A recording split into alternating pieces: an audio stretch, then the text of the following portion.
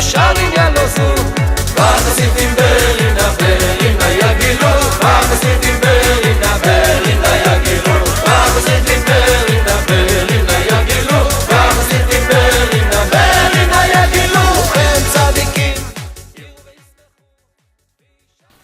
D'abord, lui, il est parti voir quelqu'un d'autre, cet homme-là. Dans l'établissement. Ouais, il est parti voir quelqu'un d'autre. Et quand il est parti voir quelqu'un d'autre, il passe devant la pièce de Rabbi Israël. Et Rabbi Israël, au début, il habitait en bas, dans le premier étage, ça veut dire dans le rez-de-chaussée. Il entendait comment Rabbi Israël il disait les Teilim en criant.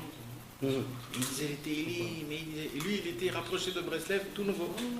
Alors il a vu un autre Breslev, vite il est rentré, il a commencé à parler, vas-y, ta ta ta ta ta ta. Ils ont commencé à parler, et là, il était époustouflé, il était émouvant, ça l'a attrapé tout de suite. Et la première chose que Rabbi Israël lui a demandé, parce que là-bas il ne pouvait pas bouger le pauvre, donc la première chose qu'il lui a demandé, il lui dit emmène-moi au mikvé. Le mikvé, j'ai besoin du mikvé, je ne peux pas sans le mikvé. Et comme on n'avait pas le droit de le faire sortir, s'il n'y avait pas de ishour des parents, des frères, des sœurs, je ne sais pas, des enfants et tout ça. Donc il arrivait la nuit, il le faisait sortir en cachette par la fenêtre. Un homme âgé de 100 ans. Et cet homme-là, lui-même, il était handicapé. Lui-même handicapé, il devait supporter Rabbi Israël, il le faisait sortir de la nuit dans la fenêtre, et là-bas, il le faisait tremper toutes les nuits, il le trempait toutes les nuits. 400 fois tremper 410 fois. Pourquoi 310 fois. 310 fois, c'est...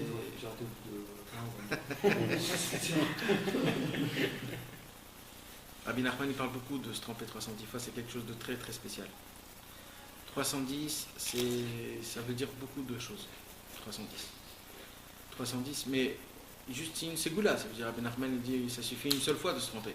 Mais c'est une ségoula, ça veut dire celui qui veut vraiment s'accrocher et vraiment recevoir de la lumière, de la haute voltige, 310 fois de se tromper, c'est exceptionnel. C'est exceptionnel. Et Rabbi Israël, lui, il se trompait 310 fois, pas 310 fois comme tu crois. Il se trompait une fois, jusqu'à qu'il n'avait plus de souffle, et il se levait. Après encore une fois, jusqu'à qu'il n'avait plus de souffle. Et Rabbi Israël, il ne pouvait pas se tenir sur ses pieds, parce qu'il était handicapé, Rabbi Israël. Donc il se tenait sur sa main. Donc 310 fois sur sa main. Jusqu'à 10 fois, 15 fois, pour Rabbi Israël qui avait l'âge de 100 ans, ses lèvres devenaient bleues. Donc il devait se reposer, après vas-y reprend. Comme ça une nuit en entière. Et après il ne pouvait plus bouger. Donc en face, il était obligé de l'attraper. Il s'asseyait comme ça tout nu, il ne pouvait pas bouger, il ne pouvait pas rien faire. Jusqu'à que ça revenait. Et après il s'habillait, une nuit en entière. Si tu comptes une demi-minute parfois, Ouais. 150, ça fait 2 heures, 3 heures. Ouais. Et c'est comme ça, quoi. Ça veut dire que c'était un travail qui était très très fort. Et c'est là où Rabbi Israël lui a dévoilé le prétexte, c'est là où il a dévoilé tout, petit à petit. Et comme ça, tout a commencé. Tout a commencé. La diffusion, tout a commencé. Tout ça s'est passé ici à Ranana. Ouais. Quoi, le pétec? Non, la diffusion du pétec, la connaissance, la raconte. Parce que quand Rabbi Israël, après 3-4 mois, à Anpat, il est venu chez Rabbi Israël, il lui a dit, Rabbi Israël, bon, j'ai besoin de quelque chose de nouveau, vas-y, t'as pas quelque chose à me faire montrer, t'as pas quelque chose à... Rabbi Israël a dit, j'ai quelque chose. Je ne sais pas si c'est le temps de te dévoiler. Alors il a dit, non, je veux. Après quelques mois, Rabbi Israël, il lui a fait montrer le pétec. Il lui a raconté toute l'histoire en Pat, il a dit, mais je crois pas à des bêtises comme ça, t'es fou, toi, d'où tu sors ces choses-là? Ouais, bah oui. Alors Rabbi Israël a dit, tout c'est la Emouna. Tout c'est la Emouna. Alors il a dit, non, moi je veux pas la Emouna, moi je veux voir si c'est vraiment ça. Alors passe-moi le pétec, je vais l'envoyer chez les graphologues et dans toutes les enquêtes policières et tout ça. Et ils sont partis, pendant 2 semaines ils ont donné le pétec à l'université à Jérusalem. Il y avait une très grande graphologue, la plus grande graphologue d'Israël, elle s'appelle Tzuka. Elle a regardé, elle a examiné le pétec pendant 2 semaines avec des trucs et tout ça. Parce qu'on a des Ouais, et ils ont fait tout ce qu'il fallait. Et... C'est la charrière, là. Ouais, il y a des gens aussi qui ont... Et cette femme-là, elle a dit, avant que vous me donniez peut-être, d'abord donnez-moi un écrit de Rabbi Israël lui-même. Pour voir d'abord c'est qui cet homme. Alors on lui a apporté, et dès qu'elle a reçu une lettre de Rabbi Israël qu'il avait écrit, elle a tout de suite crié. Elle a dit, celui qui a écrit ça, il n'a jamais sorti de sa bouche un mensonge. Wow. C'est l'écriture d'un homme qui n'a jamais sorti de sa bouche un mensonge. Donc ça, elle a dit. Et elle a dit, donc tout ce qu'il raconte c'est vrai, donc j'ai même pas besoin d'examiner le pétec. Alors elle a dit, je vais vous faire quand même une petite truc, je vais envoyer le pétec dans une université, là où ils font tout ce qu'ils font. Et à la fin du compte, ils ont examiné, ils sont sortis avec 3 choses. La première chose, c'est que le papier, il a 120 ans. Alors, ça veut dire c'est exactement 200 ans en temps de Rabbeinu. Celui qui l'a écrit, c'est un malade très fort de tuberculose. Et quelque chose de spécial qu'elle a dit, c'est que les lettres, les lettres, l'encre. Elle a dit que d'après les microscopes et tout ça, l'encre ne touche pas le papier. Et elle était complètement déboussolée quand elle a dit ça. Je sais, comme ça elle a dit. Ça veut dire que les lettres, ils sont dans l'air. Comme ça elle a dit. Et ça a été publié dans les Eaton, comme on dit, dans les journaux. C'est passé à la télé, Après, c'est passé à la télé. Mais ça a été publié, ça veut dire jusqu'aujourd'hui. Jusqu'aujourd'hui, c'est écrit, c'est examiné. Ça veut dire c'est examiné, c'est quelque chose qu'on peut voir. Aujourd'hui, il n'est plus, il a été brûlé. Il a été brûlé, vraiment? Ouais. Ou il est perdu? Non, il a été brûlé. Par qui? Il y a quelqu'un qui était malade mental, le pauvre. Il est rentré dans la maison de sa fille. Et malheureusement, il a pris le pétec, il a fait des bêtises avec le pétec. La maison de la fille d'Arabie Israël. C'était chez elle qu'on gardait le pétec. Et malheureusement, ça a été brûlé. Mais Rabbi Israël, ne vous inquiétez pas. Le fait qu'on a la photo, c'est exactement pareil. Ça. C'est pareil. Ouais. L'important, c'est le message. Exact. Et nous, les Français, on ne supporte pas ça. Nous, on adore les choses qui sont extérieures. Le pétec, le truc. Rabbi Israël, il a dit, on s'en fout. L'essentiel, c'est ce qu'il veut dire. C'est le message. C'est ça l'histoire. Et ça, c'est quelque chose que c'est important chez Breslev. Malheureusement, on est trop après l'extérieur, trop après l'humain, trop après... Tout le monde nous pose la question, il n'y a pas une photo de Rabbi Nachman? Je leur dis non, mais pourquoi? Elle me dit, Rabbi Nachman, sa photo, on veut voir comment il était beau, comme ça, ou comme ça, ou comme ça. Non, mais c'est tout le monde qui pose cette question, c'est tout le monde. Pourquoi? Parce qu'on veut voir, parce que nous, on se dit Rabbi Nachman, c'est quoi? C'est le nez, c'est la bouche, c'est comment il est. C'est pas ça du tout. La vérité, moi, je ne peux pas voir de photo. Non, mais c'est peut-être parce qu'on veut essayer Mais je comprends, bien sûr. de se doubler avec, comment il s'appelle, Rabbi Lubavitch, non? Parce que lui, on voit sa photo partout. C'est vrai. Mais quand même, ça veut dire... Malheureusement, il y a des gens que leur truc à eux, c'est trop l'extérieur. C'est trop l'extérieur. Trop de... Nous, il n'y a pas de tout ça. Il n'y a rien. Si on peut complètement s'annuler, et c'est justement ce qu'il voulait Rabbi Nachman. Il pouvait dire que son fils continuait la chassidoute, ou Rabbi Nathan, ou ainsi de suite. Non, dès que je vais partir, il n'y aura personne qui va continuer. On va rester tous des élèves. Les élèves feront des élèves, les élèves feront des élèves jusqu'à la venue du Mashiach. Pourquoi? Parce que s'il y aurait aujourd'hui un admour, un tzaddik, un rav, on aurait fait de lui, je ne sais pas quoi. Trop. C'est même pas des élèves, on tous en famille, quoi. C'est ça. Non, ça veut dire, en fait, élèves entre élèves, ça veut dire tous des amis, quoi. En fait, ils appellent ça des disciples dans les... Des disciples, exact. C'est le mot exact. Disciples feront des disciples. Exact. Et c'est ça l'histoire, c'est qu'en fait, ça reste tout... Et c'est que les disciples feront des disciples et on reste dans la catégorie de disciples. C'est ça la beauté. On reste tous des disciples, on est tous des amis, on essaye de s'arranger, de s'entraider, de se serrer les coudes, d'être toujours tous, de voir est-ce que je peux t'arranger, tu peux m'arranger, je peux t'aider, C'est ça la chose, c'est tout. C'est ça l'histoire de rester toujours dans le même niveau. Il n'y a pas plus haut, plus bas, ça n'existe pas. Les amis entre eux, c'est plus fort. Bien sûr, mais c'est plus fort que tout. C'est plus fort que le mariage. C'est plus fort que les enfants, c'est plus fort que tout.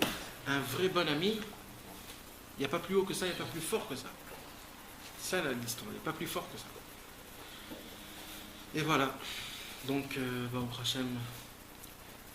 Donc ce soir, Bezrat Hashem, on va essayer d'étudier une petite Torah. Ça ne va pas être la Torah principale, mais je me suis dit qu'il faudrait, avant qu'on commence à étudier une autre Torah qui est principale, une autre Torah qu'on va étudier, approfondir Bezrat Hashem, on va d'abord essayer d'étudier une Torah qui est vitale. Une Torah qui est vitale, Bezrat Hashem, une Torah qui est petite, j'espère qu'on va Bezrat Hashem la étudier et la terminer ce soir. C'est une Torah qui est très importante. C'est une Torah qui est vraiment très importante. On va étudier la Torah numéro 10 du deuxième Chelek, de la deuxième partie du Likutei Moharan. Hein? De la Tignana. Ça va être la Torah Yud de la deuxième partie. Avant qu'on étudie cette Torah, mes amis, on va essayer un peu d'en parler oralement, et après on va essayer de regarder tout dans le texte. Vous savez, tout dans le monde, tout, il y a toujours un but derrière tout. Il y a un but. On se crée des buts. Un tachles. On se crée un tachlit. Maintenant, malheureusement, si ce n'est pas nous-mêmes qu'on se crée notre tachlit, c'est notre corps, notre cerveau, notre intuition qui le crée, sans qu'on le sache, sans qu'on le veuille. Pourquoi? Parce que si ce n'est pas toi qui le fais, c'est ton corps qui va le faire, sans que tu le saches. D'accord? Quand un homme il a soif, alors il va chercher un verre, il va chercher de l'eau, et c'est quoi le but? C'est de boire. D'accord? Maintenant, il y a un homme qui est plus intelligent, qui est plus élevé de niveau. Son but, quand il a soif, c'est pas de boire. Son but, c'est d'enlever la soif. Vous allez me dire c'est pareil, mais c'est pas pareil. Son but, c'est d'enlever la soif. C'est quoi la différence entre les deux? C'est que le premier, il peut boire un Coca-Cola, puisque son but, c'est de boire, c'est pas d'enlever la soif. C'est de boire. Donc, il va prendre un petit Coca-Cola, après il va prendre un Fanta, après il va prendre un autre truc. Le deuxième niveau, celui que son but, c'est d'enlever la soif, il va prendre de l'eau, et c'est terminé. Si tu lui donnes un Coca, il va dire non, excuse-moi, j'ai soif. Je veux enlever ma soif. Je ne veux pas boire, je veux enlever ma soif. Donc je vais prendre un verre d'eau. D'accord? Ça, c'est un autre niveau. Il y a un troisième niveau, encore plus élevé. C'est quelqu'un qui ne veut pas être contrarié par la soif qu'il a. Il ne veut pas que ça l'embête. Alors lui, il n'a pas besoin de prendre un verre d'eau complet. Il peut prendre même un fruit. Il peut prendre même, juste même se rincer la bouche, même se laver les dents, sans boire. Et ça va l'enlever. Et ainsi de suite. Il y a des niveaux sur niveaux, des niveaux sur niveaux. L'essentiel, c'est quoi le but? Quand un homme se crée un but, tout change. Le problème de tout dans le monde, c'est que les hommes aujourd'hui n'ont pas de but. Est-ce qu'il y a quelqu'un qui a un but dans ce monde? Vraiment. Quand on veut dire je veux faire les bonnes choses, c'est bien, mais c'est pas le but. Et la preuve, je ne les fais pas. Quand on rêve, c'est un but. Quand on rêve. On rêve de bonnes choses? Non, pas du tout. Et des fois, moi j'ai des rêves, voilà, j'ai envie d'avoir une chose, je rêve de ça. Ah. Ça reste, c'est quelque part, même si j'ai accompli, allez, on va dire 5%, ouais. Pour moi mon but il a été réalisé, c'est pas grave, c'était un beau rêve. On va appeler ça catégorie de rêve. Parce que le rêve aussi, c'est aussi un kiff de rêver des fois. Tu t'assois, tu rêves. Mais c'est bien de vivre selon ses rêves. C'est très bien, c'est très important. Pourquoi? Parce que ça te donne du rouard, ça te donne de l'ambition. Ouais. Mais il ne faut pas que ça s'arrête là, jamais. C'est ça l'histoire. Et Rabbeinu, il a dit combien les gens ils sont imbéciles quand ils rêvent de quelque chose de très haut et qu'ils reçoivent 1%, et ils se disent merci. Ouais, c'est ça. Rabbeinu, il dit dommage, continue à rêver, tu vas voir les 100%. Ne dis pas 1% merci, jamais il dit. Et ça, Rabbi Nathan, il n'arrête pas d'écrire à son fils. Parce que le pauvre, son fils, il souffrait beaucoup. Alors Rabbi Nathan, il écrit à son fils dans les lettres, il dit, je t'en supplie, n'arrête pas de prier quand tu vois que tu as eu une petite délivrance. La petite délivrance, c'est pas ça que tu attendais le 100%. Continue à prier comme si tu n'as rien reçu. Et tu vas les recevoir les 100%. Et Rabbeinu, il dit, ils sont bêtes. Combien ils sont bêtes les gens? Comment le Yitzhara, il joue avec les gens? Tu veux 1 million, il te donne 100, il te dit calme-toi. Et toi, tu te calmes. Mais pourquoi je me calme? Moi, je veux les 1 million, moi. C'est comme ça dans l'argent. D'accord? Dans l'argent, c'est comme ça. On se casse la tête jusqu'à qu'on ait 1 million. Ouais. Et pourquoi pas dans la Vodat Hashem? Oui, mais le problème, justement, parce que c'est une ta'ava. Exact. Mais nous, on doit faire rentrer la ta'ava dans la Torah. Il faut que ça devienne quelque chose qui te pousse, qui te fait rêver tout le temps. Ça doit être un rêve de se réveiller Chatzot. Un rêve, maman, un rêve. Comment ça va?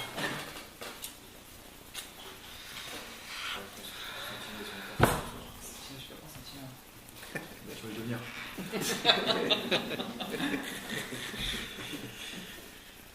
Vous avez compris, mes amis, donc on a un petit problème. C'est quoi notre petit problème? C'est qu'on ne se crée pas notre but. Ouais. C'est quel Alors, Bezrat Hashem, ce soir, ce qu'on va faire, c'est la Torah 10 de la deuxième partie.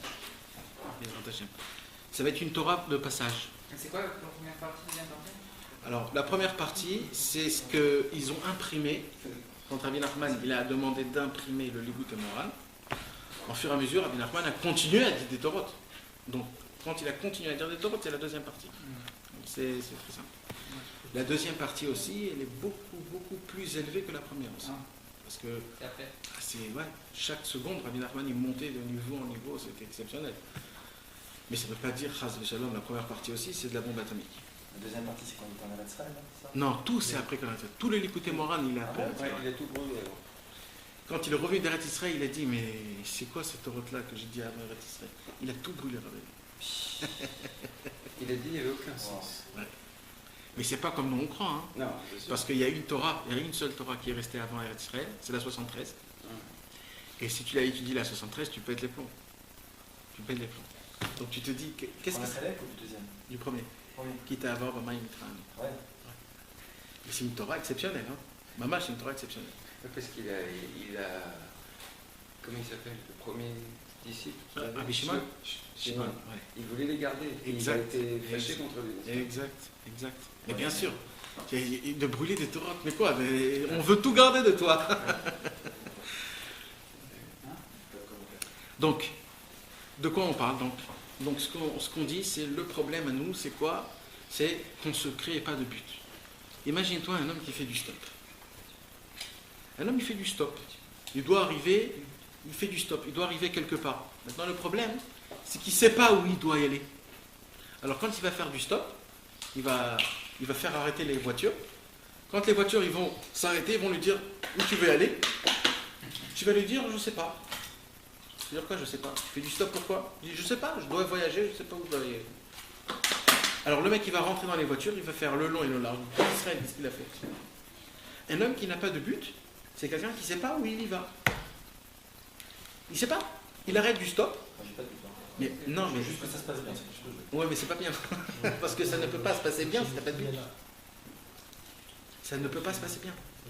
Maintenant, je vais te dire quelque chose. Ce soir, je ne veux pas qu'on ait tous un but. Ce soir, je veux que vous persuadez qu'on n'a pas de but. Déjà, ça me suffit. Si on a tous compris qu'on n'a pas de but, ça me suffit. Pourquoi? Parce qu'après, c'est vous tout seul que vous allez comprendre qu'on est obligé d'avoir un but. Quand un homme, il se marie, vous savez, un jour, Rabbi Israël Cardonner, on raconte, vous savez c'était qui Rabbi Israël Cardonner? Rabbi Israël Cardonner, c'était le rab de Rabbi Israël au dessert. Rabbi Israël Cardonner, c'était un homme que, si on en parle dès maintenant jusqu'à demain, à cette heure-ci, on ne termine pas, c'était qui sa grandeur, Rabbi Israël Cardonner. C'était quelque chose de spécial. Des Neshamot comme lui ne descendent pas tous les jours. C'était des Neshamot qui descendent une fois tous les 1000 ans, une fois tous les 2000 ans. Rabbi Israël Cardonner, c'était une bombe atomique fois 1000, fois 1 million. C'était quelque chose de très spécial, Rabbi Israël Cardonner. Et Rabbi Israël Cardonner, le pauvre, malheureusement, parce que c'était un Breslev, avant les Breslev, ils souffraient beaucoup de hitnakdout, c'est-à-dire il y avait beaucoup d'opposition. Et un jour, ils ont rigolé sur Rabbi Israël Cardonner, ils disaient beaucoup de mauvaises choses, etc. Alors un jour, Rabbi Israël Cardonner, il est descendu de chez lui à la maison, et il a vu 3 personnes qui étaient en train de rigoler sur lui. Alors Rabbi Israël Cardonner, il vient, et vous savez, Rabbi Israël Cardonner, quand il est venu en Israël, avant qu'il est venu en Israël, il habitait à Ouman. Et quand il habitait à Ouman, il était marié avec une femme. Et sa femme ne voulait pas aller en Eretz Israël. Elle ne voulait pas. Alors là, elle dit, quand un homme veut venir en Eretz Israël, normalement, et que sa femme ne veut pas, et qu'il veut quand même, il peut donner le guet à sa femme. C'est comme ça qu'il dit à la femme. Alors Rabbi Israël Cardonner, il voulait tellement venir en Eretz Israël, il a dit à sa femme, excuse-moi, je veux monter en Eretz Israël, je te donne le guet. Sa femme, il a dit ok. Et ils se sont séparés, il est venu en Eretz Israël. Quand il est venu en Eretz Israël, il avait l'âge de 40 ans. Et à l'âge de 40 ans, Rabbi Israël Cardonner, c'était un tellement grand sadique, tellement grand sadique, et Rabbi Nachman, il ne supportait pas qu'on ait ravak, comment on dit, qu'on est célibataire. Alors, la première chose qu'il a fait, c'est de demander à Kadosh Baruch Hu qu'il lui donne un zivou, qu'il lui donne une femme. Et à Kadosh Baruch Hu lui a donné une femme, c'était une fille de 19 ans. 19 ans. Et lui, il avait 40 ans. Et ils se sont mariés. Donc, les gens qui étaient opposés à Breslev, tout de suite, quand ils ont vu l'histoire, ils ont dit celui-là, il veut kiffer, il prend une des filles jeunes, etc. etc. Alors, Rabbi Israël Conner, comme je vous disais, il est descendu de chez lui à la maison, il a vu 3 personnes comme ça qui rigolaient sur lui. Rabbi Israël Conner, il descend, il les regarde, il leur dit, vous savez, c'est quoi la différence entre vous et moi? Il dit, moi, je me marie pour les enfants. Donc, la femme, c'est un milieu. Je suis obligé, je ne peux pas avoir des enfants sans femme. Donc, moi, je me marie que pour les enfants. Donc, je suis obligé d'avoir une femme. Mais vous vous mariez pour la femme. Donc, vous avez des enfants, hein, comme ça. Mais l'essentiel, c'est la femme. Ça veut dire quoi cette parole? Cette parole veut dire, c'est quoi le but? Comment je regarde mon but dans ma vie? C'est quoi le but? Il y a des gens que leur but à eux, c'est d'avoir la plus belle femme. Alors c'est ce qu'ils vont faire. Ils vont essayer de chercher la plus belle femme. Il y a des gens que dans leur but à eux, c'est quoi? C'est d'avoir le maximum d'argent. Donc ils vont chercher une femme et belle et blindée. Mais Rabbi Israël Kardoner, que lui c'était un Breslev, et que lui il cherchait le but, c'est-à-dire Dieu. Donc lui il s'est dit, Dieu me demande d'avoir des enfants. Moi je m'en fous de la femme qu'on m'apporte. Qu'elle soit grande, petite, belle, grosse. Moi j'ai besoin des enfants. Donc j'ai besoin d'une femme. Donc c'est ça le but chez lui. Et un homme comme ça, normalement on lui donne toujours le top niveau. C'est toujours comme ça. Quand on regarde le vrai but, on te donne le reste comme il faut. C'est toujours comme ça. Et c'est ce qu'il a eu. Maintenant, eux, ils ont cherché les beautés, ils ont cherché des choses. C'est très bien pour les premières années. Et quand elle aura 40 ans, ta femme. Et que ton but, c'était quoi? C'était de chercher la plus belle. Si à 60, ça va. Hein? Si à 60, ça va. Mais les gens qui recherchent la beauté, etc., qu'est-ce qui se passe quand la femme vieillit un peu, alors qu'elle a des enfants, des choses comme ça? Comme leur but à eux, c'était quoi? C'était la beauté, c'est que je vais montrer ma femme à mes amis. Alors automatiquement, il y a des problèmes. Pourquoi il y a des problèmes? Il y a des gens qui viennent et disent, oh, j'ai des problèmes de schlombait. Mais c'est pas un problème de schlombait, mon pote. C'est toi le problème. Ton but, c'était de chercher la plus belle et tout ça. Mais quand... אין הקשר שקיים לה. Exact. כל האהבה שתלויה בדבר, אין האהבה. Quand la chose disparaît, en fait... Il n'y a plus rien. Il n'y a plus rien. Et c'est ça le problème. Et c'est pour ça que quand on n'a pas de but, donc il n'y a rien qui me tient, donc la première chose, le premier croche-patte, on tombe tout de suite. Pourquoi? Parce qu'il n'y a pas de but. Donc le premier croche-patte qu'on tape, tout de suite on tombe. Et ainsi de suite. Il y a des gens qui vont étudier la Torah. Pourquoi? Pour que les gens disent, waouh, celui-là il connaît bien, il donne des cours et tout ça et tout ça et tout ça. Si maintenant cet homme il n'a pas ce... Alors il étudie que la Torah. Pourquoi? Parce que c'est ça son but. C'est vrai que c'est pas que son but, mais comme c'est son but qui est fort, donc au moment où on ne donne plus de cours de Torah, ou alors qu'il n'a pas de truc comme ça, il tombe.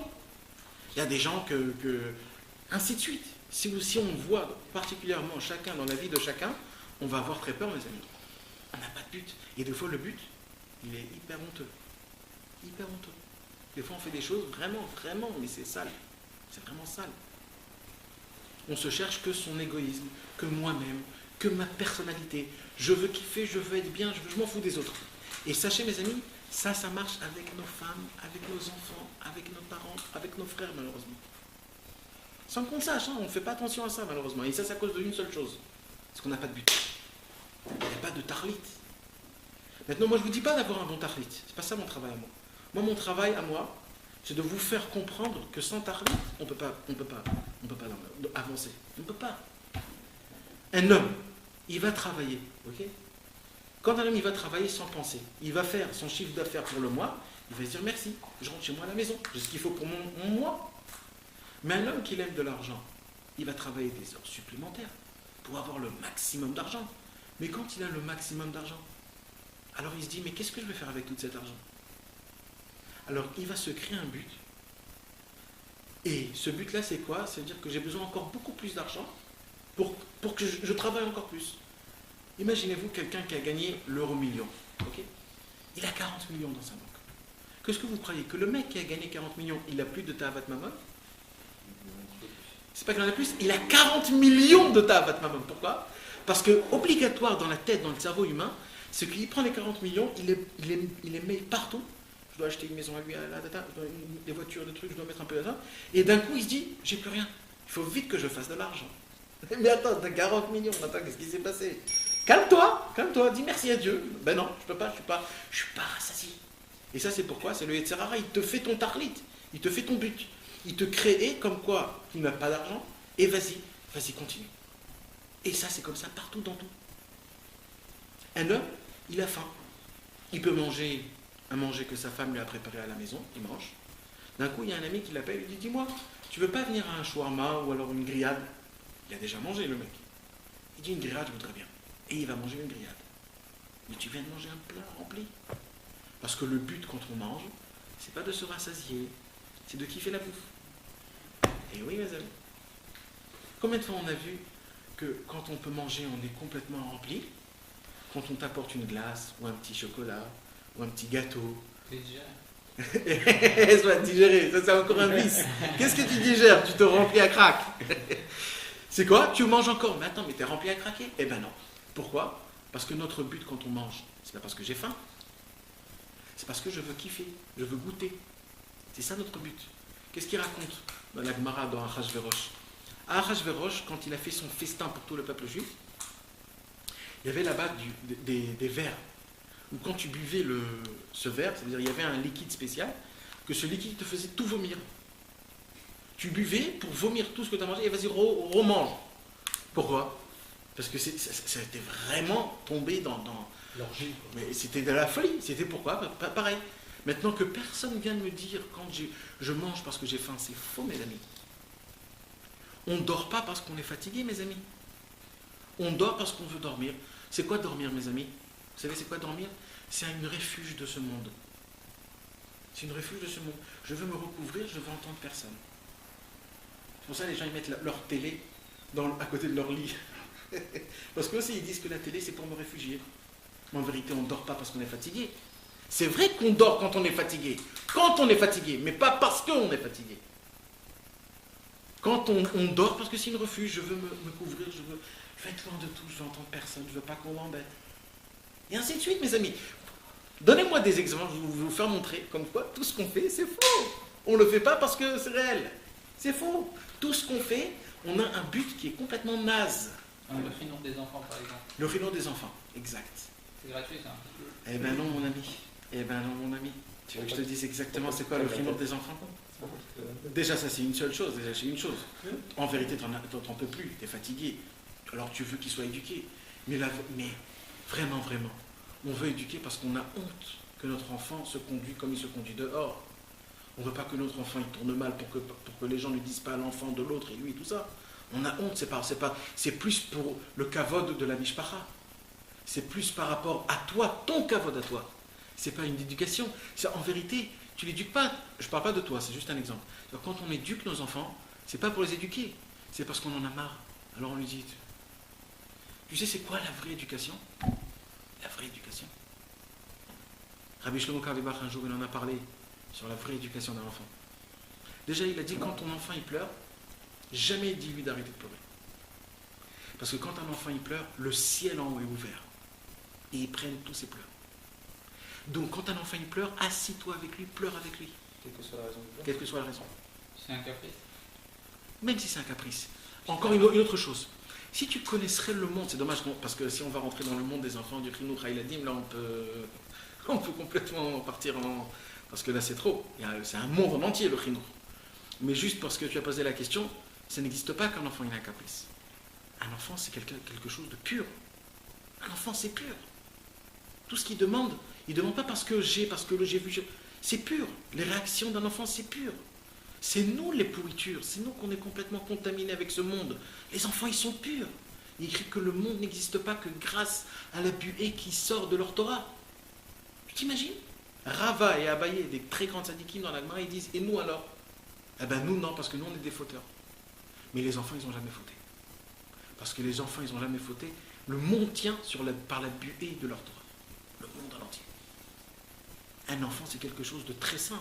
Quand il te demande quelque chose, ce n'est pas la chose qu'il veut, c'est l'attention de son père. Quand ton fils il vient, il te casse la tête tout le temps. Papa, je veux ça, papa, je veux ça, papa, je veux ça. Tu crois qu'il veut tout ce qu'il te demande? Il veut pas ça. Il t'aime tellement qu'il veut ton attention, c'est tout. Il veut ton regard. Il m'aime beaucoup. Ils nous aiment tous beaucoup. Nos enfants nous adorent. Les enfants, c'est quelque chose de pur. C'est jusqu'à quel âge? Enfant, c'est jusqu'à quel âge? Vous savez, Rabbi Nachman de Breslev a dit à la fin du Likutei Moharan, il a dit quand on ne sait pas quoi faire, demandez aux enfants. Un conseil. Imaginez-vous. Pourquoi? Parce qu'il est pur, il est sincère. Il est sincère. Nous, on est trop tordus. Donc tu comprends que même le chinour, soi-disant. Ils ne sont pas abîmés par le monde. Exact. Ils sont purs. Et ça ne veut pas dire que c'est eux qui doivent nous apprendre. Ça, j'ai pas dit. C'est sûr qu'il y a l'éducation, ça c'est certain. Il faut leur apprendre c'est quoi le bien, c'est quoi le mal, ça c'est sûr. Mais en tant que lui-même l'enfant, en tant que lui-même, son cœur est pur. Le problème de l'enfant, c'est que son cerveau n'est pas, comment on dit? Développé. Il n'est pas développé. Donc le travail du papa, c'est de développer le cerveau de son fils, pour lui dire c'est quoi qui est bien, c'est quoi qui est pas bien.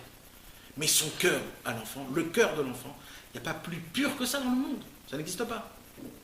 Des fois, un enfant, il peut te sortir une phrase, il t'épate. Il t'épate. Tu dis, mais d'où il a sorti cette phrase? D'où? Il n'a pas entendu chez moi. D'où il a sorti cette chose? Mais d'où ça vient, ça, mes amis? C'est parce que son cœur est sincère et pur.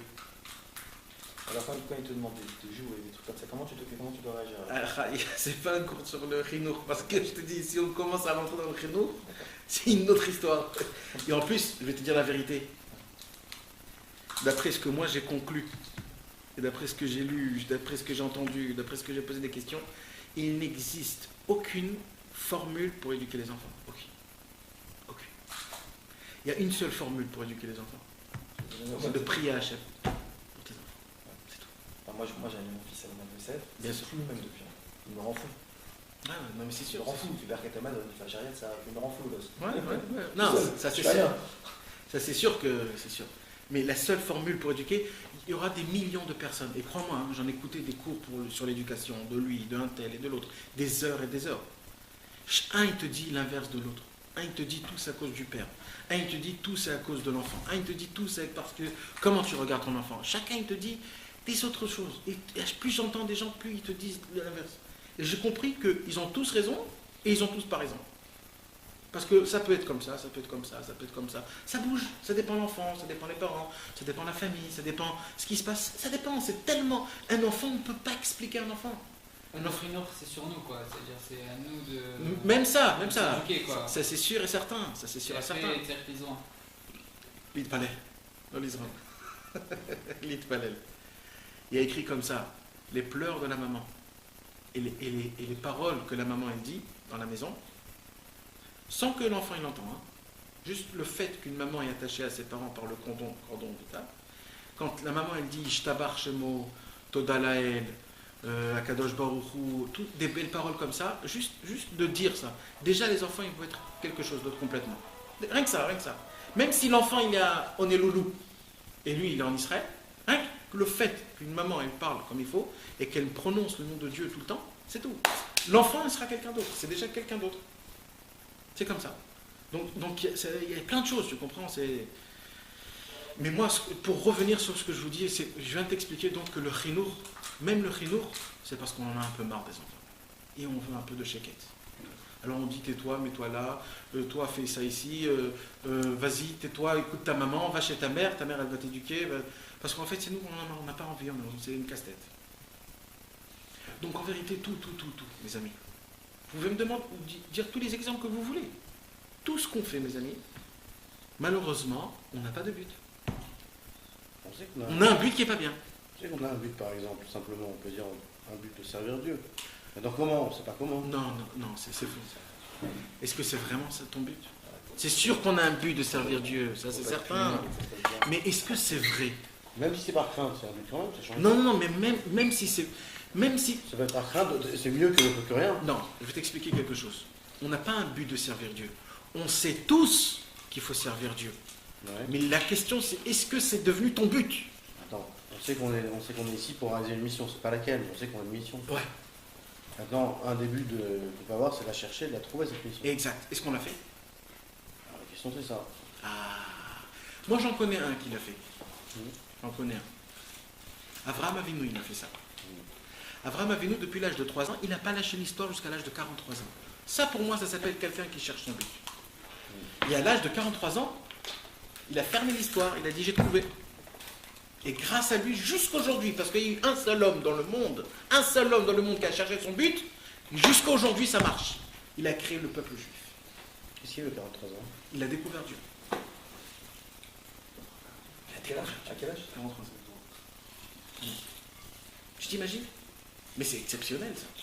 Mais moi, quand j'entends des choses comme ça, moi ça m'éblouit. Un homme qui a fait toute sa vie un travail de recherche par son but, jusqu'aujourd'hui, ça fait l'effet. Une bombe atomique, ça fait l'effet combien de temps? 20 ans, 30 ans, 40 ans?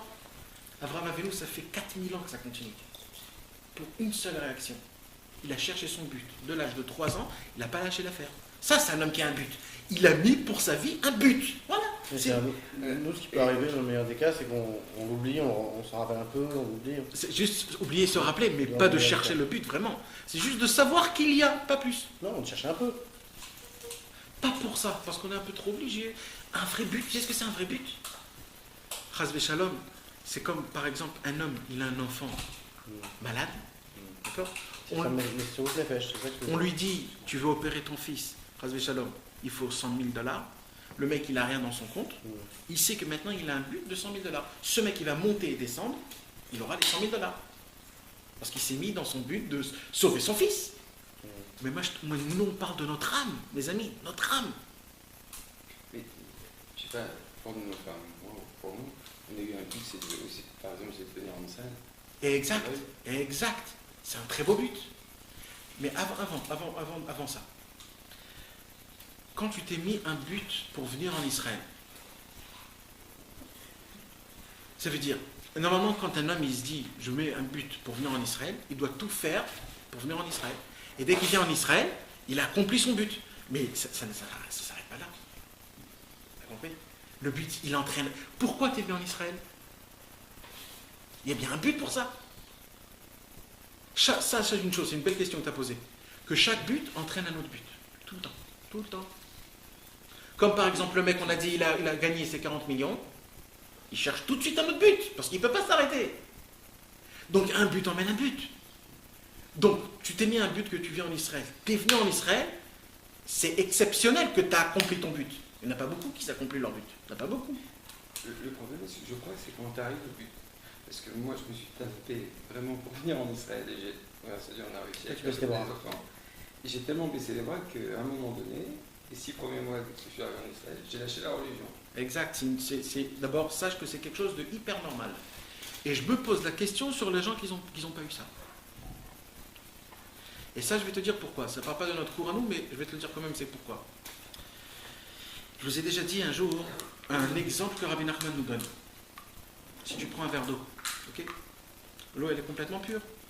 Elle est pure, elle est saine, il n'y a rien comme il faut. Tu vois transparent, il n'y a pas de... Elle n'est pas sale. Tu prends cette eau, tu la mets dans une casserole, tu commences à la bouillir. Qu'est-ce qui se passe? Il y a plein de blanc qui sort comme ça. Où il était le blanc avant? Où il était? Il était dedans. Obligé. Alors comment je ne l'ai pas vu?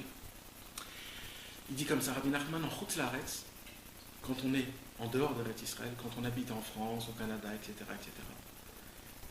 il y a une sorte de tendance à s'endormir. On est endormi.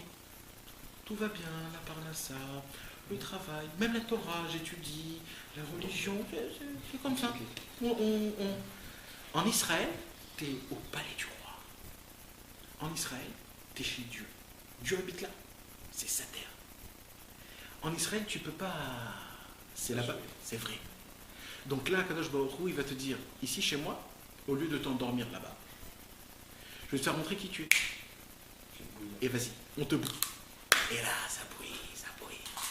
Et d'un coup, tu perds la religion et tu te dis, mais attends, comment ça se peut? Là-bas, je faisais plus qu'ici. Mais attends, c'est le monde à l'envers. Et bien, il dit non, parce que tout ce qui c'était là-bas, c'était rien de rien. Et je te fais montrer la preuve, c'est qu'ici, il n'y a rien. Maintenant, le travail, c'est de se construire ici. Si tu te construis ici, C'est comme si toi, multiplié par 1000 en route la C'est ça la beauté des choses. C'est pour ça l'importance d'habiter en Israël. L'importance. C'est qu'ici, c'est le vrai de vrai.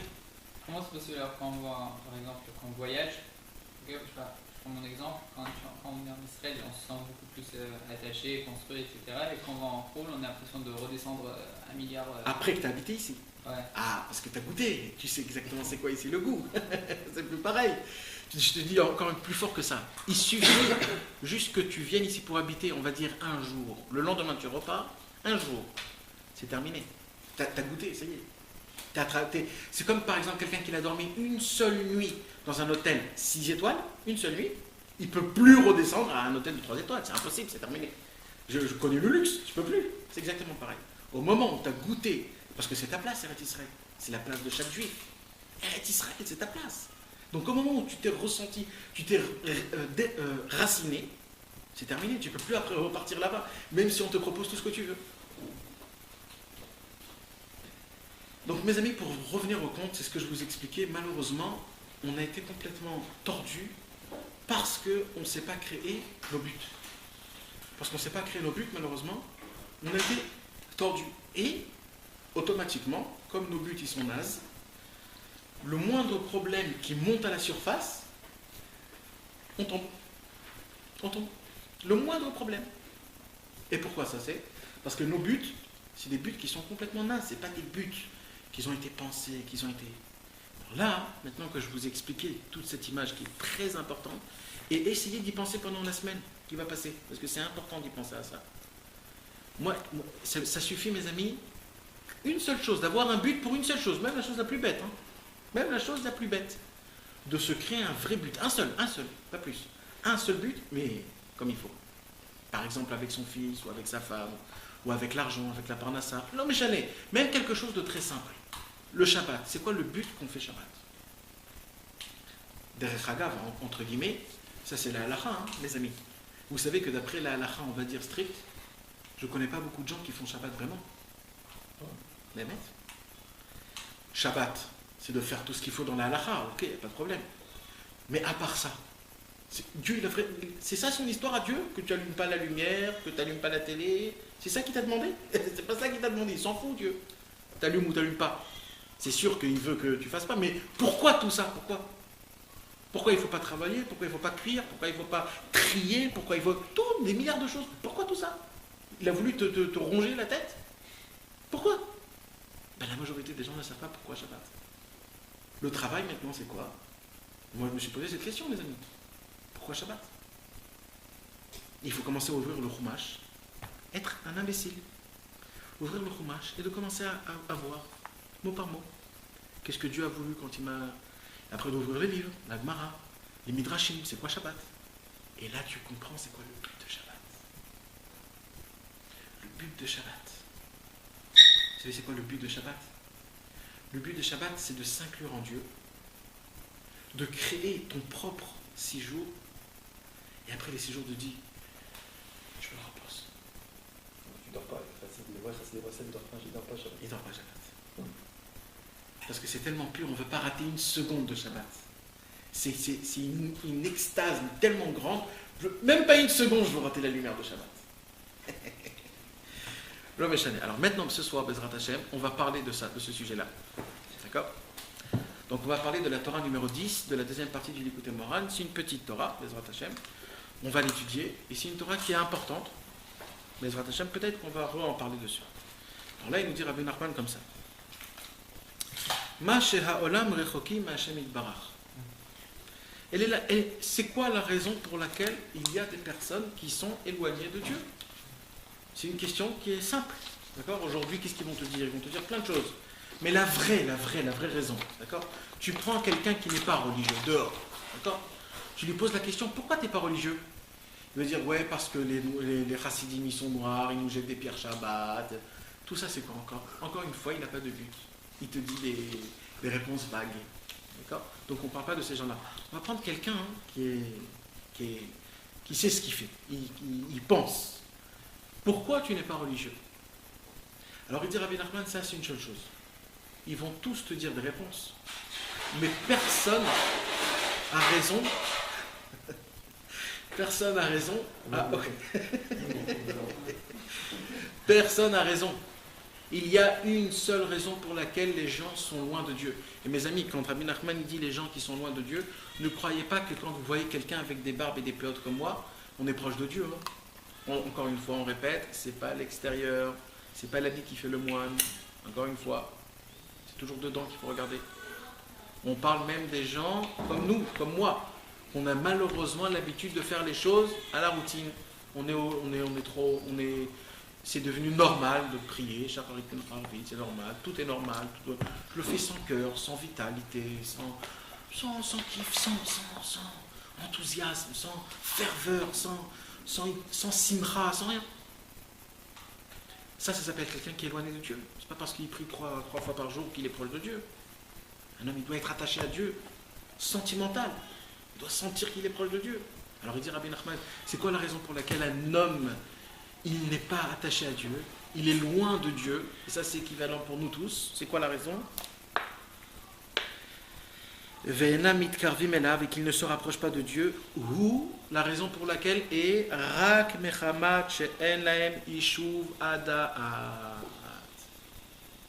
La seule raison pour laquelle on est loin de Dieu et on ne se rapproche pas de lui, c'est parce qu'on n'a pas de ishuv adat. Est-ce que quelqu'un peut me traduire c'est quoi ishuv adat? Apaisement d'esprit. Apaisement d'esprit. Comment tu peux dire toi? La connaissance assise. La sérénité. La sérénité. Ouais, plutôt. Ouais. Donc en fait, c'est les deux mots, c'est comme il faut. La sérénité et l'apaisement de l'esprit. Je n'ai pas de l'esprit, mais l'ishuvada, c'est. Apaisement, c'est un mot juste. Un apaisement. Un apaisement. Mais apaisement en français, c'est plus sérénité. Sérénité. Donc c'est sérénité et apaisement. En vérité, c'est les deux mots qui sont tranquillité. Et le date, il faut parce qu'il n'y a pas, en français, il n'y a pas. Le mot date, il n'existe pas. Il faut pas. apporter une notion en français. Exact. Mais je vais vous expliquer un petit peu c'est quoi le Ishuvadat. Quelqu'un qui n'a pas l'Ishuvadat, c'est quelqu'un qui n'est pas stable, qui change d'avis toutes les 5 minutes. Exact. Quelqu'un qui n'est pas stable.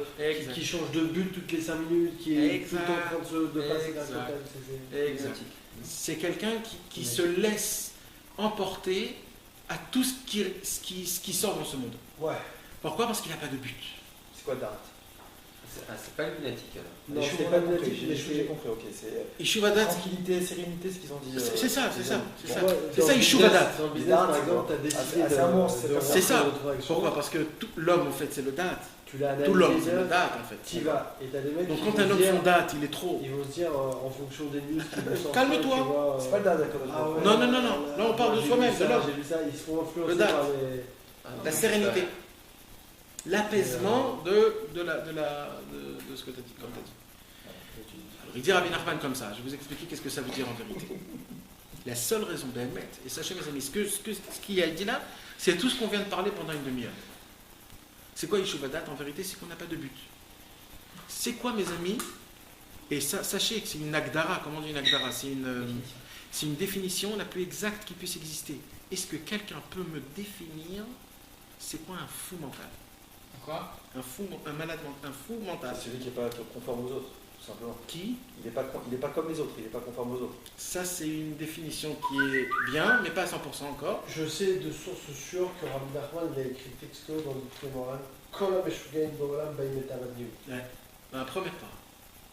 La première Torah. Tu parles de ça, ils ont dit les fous. Il a dit si, comment on dit les savès? Les eunuques. Si on eunuque un fou, il devient normal. Il devient normal. Parce que toutes les folies viennent de la Tavat Niouf. Mais moi, c'est pas ça que je veux poser la question. C'est est-ce que quelqu'un peut me définir exactement c'est quoi un fou? Exact. Mais c'est pas encore exact. Hein? Alors, je vais essayer d'être plus pointilleux. C'est quelqu'un qui n'a pas de tarlit. Pourquoi? Parce qu'il ne fonctionne pas par son cerveau. Il fonctionne que par ses sentiments, par instinct. En vérité, Béhémet, on est des fous. Mais je vous promets, on est des fous. Mais tu sais c'est quoi la différence? Non, c'est ce que tu as dit. Non, c'est ce que tu as dit. Vous savez, la réponse que vous avez donnée, vous deux. Vous avez dit c'est quoi un fou? C'est quelqu'un qui n'est pas conforme avec les autres. Conforme. Ça, c'est la définition d'un fou dans ce monde. Je vais vous raconter une petite histoire, mes amis, et sachez, c'est une histoire qui est très forte. Vous la connaissez bien. Un jour, c'est une parabole que Rabbi Nachman a racontée. Un jour, il y avait des gens qui s'occupaient des champs. D'accord? Ils s'occupaient des champs, de labourer, de faire ce qu'il fallait faire. Des agriculteurs. D'accord? Donc, vous savez qu'avant que ça pousse, on met des insecticides. Ouais, pour enlever les insectes, pour enlever toutes les mauvaises choses. Okay. Donc il y avait 2 personnes qui sont venues, ils ont dit on va commencer à faire. Ils ont commencé à asperger tous les champs. À la fin, ils se sont dit oh là là, on a fait une bêtise énorme. On a mis du poison. Alors ils se sont dit il y a un grand problème là, le monde en entier va manger de ce champ. Alors quoi, ils vont tous devenir fous. Maintenant, si eux ils vont devenir fous, alors ce qu'il dit Rabbi Nachman, ça va être nous les fous. Parce que c'est eux, ils sont tous des fous. Donc quand ils vont nous regarder, ça va être nous les fous. Et comment Rabbi Nachman il est fort. C'est un produit qui rend des fous. Ouais. Un produit que si tu le manges, tu deviens fou. Alors il s'est dit Rabbi Nachman, qu'est-ce qu'on fait? Qu'est-ce qu'on fait? Et là, on se tient dans une paradoxe. Est-ce qu'on reste normal, mais on sera des fous par rapport aux autres? Ou alors on devient fou, mais nous on sait qu'on a fait ça de nous-mêmes. C'est-à-dire on a un petit plus sur eux. Eux ils ont mangé sans le savoir, nous on a mangé en le sachant. Ils se sont pas mis un signe, non? Alors qu'est-ce qu'ils ont fait? Ils se sont mis un signe pour se reconnaître, comme quoi nous on est des fous, mais des fous qu'on a exprès. Mais ça veut dire quoi toute cette histoire-là? On ne va pas rentrer dans ce que Rabbi Nachman nous explique parce que ça ne nous touche pas pour l'instant. Moi je vous ai raconté ça pour une chose. C'est qu'aujourd'hui la définition d'un fou, c'est quand tu ne me ressembles pas. Mais c'est de la folie qu'on pense comme ça, mes amis. Essayez de penser un petit peu, c'est de la folie. Parce que tu n'es pas comme moi, tu es fou. Mais où on est? Où on est? C'est pas ça. La définition d'un fou, c'est quelqu'un qui n'a pas de but. C'est quoi son but? C'est son cœur. Il voit une femme, il va avec elle. Il voit une deuxième plus belle, il va avec elle. Il voit une troisième, il va avec elle. C'est un peu fou ce que je vous dis là. Mais sachez, mes amis, qu'aujourd'hui, c'est comme ça que ça se passe. Aujourd'hui, la fierté d'un homme, c'est combien il est parti avec combien de femmes, et etc., etc. Avec l'argent, c'est pareil. Si je peux écraser l'autre, si je peux lui voler, si je peux faire des combines, si je peux écraser l'autre, plus j'ai d'argent, plus je suis grand. Donc tu écrases, plus tu es fort. Mais quoi, c'est ça? Ça, c'est des gens normaux, ça? Ça, c'est un homme qui n'a pas de but. Et quel rapport avec le fait de ne pas prendre de décision? C'est pas une décision, on parle d'un but. D'accord. Un but, c'est quelque chose que tu te mets tout en haut, toi tu es tout en bas. Tu peux aller là où tu veux. Mais tu sais qu'il y aura un moment où je sais que là-bas je dois arriver. Tu as compris? Tu peux dévier. Quelqu'un qui a un but, c'est pas quelqu'un qui ne fait pas d'avérotes. Il peut faire des avérotes. Mais il sait que moi, à la fin du compte, c'est là-bas que je dois arriver. C'est pas ici, c'est là-bas. Donc je peux aller très très très loin. Très très loin. À la fin du compte, il faut que j'arrive là-bas. Tu as compris? Je peux ne pas faire d'avérotes, de rester et d'y aller tout de suite. Mais je sais qu'il y a un point, quelque part, je dois arriver. Le fait que tu as un point, t'es pas déséquilibré. Tu as compris? Tu stabilises. Parole Toyota, ça veut dire tu peux y aller à droite à gauche, mais tu sais qu'il y a quelque part où je sais qu'il faut que j'arrive. D'où on voit que tous les juifs, ils ont un petit but quand on est né, Baruch Hashem. Baruch Hashem, quand on est né, Dieu nous a donné la Neshama. Cette Neshama, c'est un petit but. C'est quoi ce petit but? Se raciner à Akadosh Baruch Hu. Quand il se passe quelque chose de très très fort, Chas v'Shalom, que Dieu nous en préserve, tout de suite on lève les yeux à Dieu, on dit Hachem aide-moi. L'homme le plus athée, un juif, toujours tu le verras Chas v'Shalom dans l'enterrement de son père ou de quelqu'un, prendre les télim, dire le Kaddish, tous. Les conservatifs, les réformatifs, les orthodoxes, toutes sortes de juifs en Amérique, là où tu veux, là où il y a même des femmes qui sont des rabbiniotes. Même les femmes, ils disent le Kaddish, pourquoi? Parce qu'il y a un point toujours qui rassemble tous les juifs. Mais il ne faut pas s'arrêter à là, mes amis. Cette flamme, elle est toute petite. Faites de cette flamme un feu énorme. Donc, on a un but, mais il faut l'agrandir. Il dit Rabbi Nachman, le fait est qu'on ne pense pas, on n'est pas serein, on n'est pas serein. C'est quoi serein? C'est quelqu'un qui se dit, je m'assois, je fais pause. Je fais pause. J'arrête tout. J'arrête tout. Il n'y a plus rien. Je fais un vide dans ma tête. Et je pense maintenant, où j'en suis dans ma vie? Je suis bien, je suis pas bien, je suis un escroc, je suis un voleur, je suis gentil. Où j'en suis? Ça, c'est le doute. Hein? Ça, c'est le doute. C'est comme Hitbo des doutes. Hitbo des doutes, c'est un Ishuvadat. Encore une fois, Hitbo des doutes, je te dis, c'est plein de choses. Tu te rappelles qu'on avait dit? C'est plein de choses. Une des choses, c'est Ishuvadat. C'est pas toujours Ishuvadat. Tu peux faire Ishuvadat, pas quand c'est Hitbo des doutes. Des fois, malheureusement, on fait Ishuvadat quand on voit qu'il y a trop de balagan. Il se passe trop de mauvaises choses. Tu t'assois dans ta voiture, tu te dis, purée, qu'est-ce qui se passe? Et là, tu commences à penser. Jusqu'à ce que tu découvres des choses, tu te dis, purée, qu'est-ce que j'ai fait? Pourquoi j'ai fait ça et pourquoi j'ai fait ça? Mais Rabbi Nachman, il dit, pourquoi comme ça qu'un seul instant? Faites-le un peu plus, ce Ishuvadat. Mes amis, quand quelqu'un il ouvre une boîte de travail, on a tous un comptabilité, un homme de comptabilité. C'est quoi un homme de comptabilité? C'est Ishuvadat. Il te dit combien il y a eu de rentrées, combien il y a eu de sorties, est-ce qu'il faut investir, est-ce que tu peux... C'est ça. Un comptable, c'est ça. C'est faire Ishuvadat, c'est d'être serein, de ne pas se laisser emporter partout. C'est pareil avec la halakha alors par exemple. C'est-à-dire La halakha elle permet de guider si on n'arrive pas. Même ça, c'est un minimum mamash. C'est-à-dire sans ça, on n'est rien de rien. Bien sûr, même avec le tartut, ça bien sûr. prendre des décisions souvent. Bien sûr. Ça, c'est vraiment le minimum. C'est-à-dire, ce qu'on demande à un juif pour ne pas être une bête, c'est au moins que d'abord de faire la halakha parce que ça te donne un tarlit. Ouais. Mais ça ne s'arrête pas là. Il faut continuer le tarlit chacun particulier. Vous savez, il y a des gemarotes où ils disent, peut-être vous avez lu, il y avait plein de tzadikim qui disaient, c'était quoi la mitzvah que tu faisais le plus? Il y en a qui disaient, moi je faisais le kibbud avaim. Il y en a qui disaient, moi je faisais la tzedaka. Ça veut dire quoi ces mitzvot là tu faisais de plus? Quand je peux, je donne. Quand je peux pas, je donne pas. Kibbud avaim, quand je peux, je fais. Ben non. Eux, ils se sont cherchés un tarlit et ils ont dit ce tarlit jusqu'à la fin. Les Pirkei Avot, mes amis, vous vous êtes jamais posé la question à les Pirkei Avot, c'est quoi tout ce qu'ils disent là? Un livre en entier de proverbes. Mais c'est quoi ces proverbes? Pourquoi celui-là et pas quelque chose d'autre? Pourquoi lui il dit ça et pas comme l'autre? C'est vrai. C'est quoi ces proverbes? Parce qu'en vérité, mes amis, tout ce qu'ils ont dit les tzadikim dans les Pirkei Avot, c'est ils ont fait une recherche de toute une vie en entière. Toute une vie en entière. Hein. Et nous on le lit comme ça. Une recherche d'une vie en entière d'un tzadik. C'est quoi l'essentiel de tout? C'est là où il faut mettre toutes nos forces. C'est des buts. C'est que des buts. Et chacun, il n'en a pas beaucoup. Hein. Ouais, un seul. Ouais. Un seul. Bah tu sais, je vais te dire quelque chose. Quand tu trouves ton but, c'est terminé. C'est ta vie, c'est toi, c'est tout. Et un homme, Chacun vient avec une mission sur Terre. Et un homme, il peut vivre sans savoir quel était son but. Le pauvre. Mais t'es pas obligé de le savoir, tu te le crées toi-même. Mais tu disais que peut-être c'était pas le bon. Exactement, on est constamment attaqué par les Yetzar, des fois on voit. Alors de ça aussi, il faut faire un but. C'est très facile, mes amis, de trouver un but. Tu sais, c'est quoi? Des fois, de ne pas trouver un but, ça aussi, c'est un but. Mais il faut avoir un but. De ne pas trouver mon but. Moi, je me rappelle tout à Hachem. Ça aussi, c'est un but. Mais il faut avoir un but. T'as compris? Tout. Mais l'essentiel, c'est d'avoir un but. Tu sais, je vais te dire quelque chose. On peut se tromper. Mais le fait qu'un homme est fort toute sa vie, qui va avec ce but-là, c'est terminé. Cet homme-là, il est dans le bon chemin, même s'il se trompe. Encore une fois, je répète le passouk, toujours je le dis ce passouk, et il faut vous le rappeler tout le temps. Vas-y.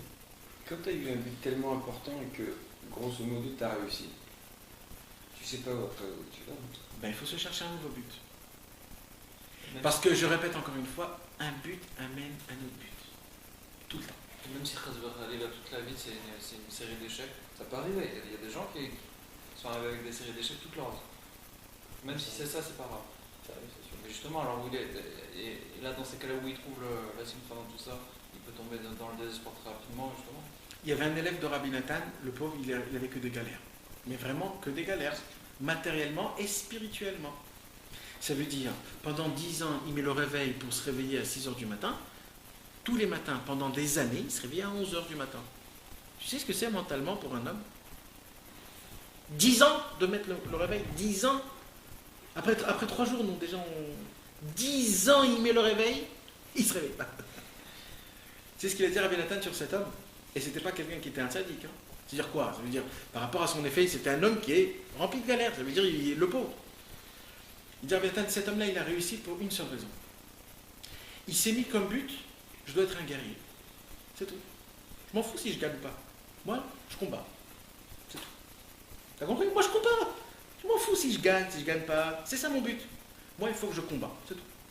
Il faut que je m'en têtu. Comment si on combat par exemple? Quand on a des grandes ambitions et qu'on essaye de vivre par rapport à nos ambitions. Ouais, comme tu as dit, des fois c'est trompé quoi. Ouais, mais encore, c'est pour ça, c'est le passage que je voulais dire. Oler betom, yaler betar. David Amelech a dit. L'homme qui marche dans le chemin de la simplicité, son chemin est sûr. Même s'il se trompe. Parce qu'il a été simple. Moi j'ai fait les choses sans... J'ai compris que c'est comme ça qu'il fallait, c'est terminé.